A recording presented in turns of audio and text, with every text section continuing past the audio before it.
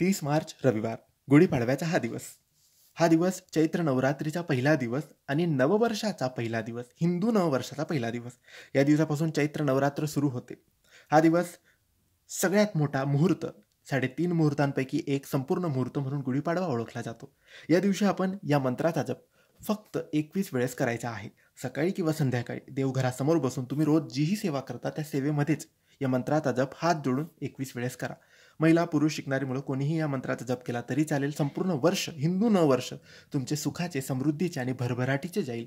आरोग्य चांगले राहील. कोणतीही विपदा, संकट, समस्या, अडचण तुमच्यावर येणार नाही. म्हणून या मंत्राचा जप करायचा आहे. हा मंत्र विष्णूचा मंत्र आहे. हा मंत्र काही असा आहे: ओम नारायणाय विद्महे वासुदेवाय धीमहि तन्नो विष्णू प्रचोदयात. मित्रांनो, अगदी सोपा मंत्र आहे. नक्की या मंत्राचा जप गुढीपाडव्याच्या दिवशी 21 वेळेस करायला अजिबात विसरू नका.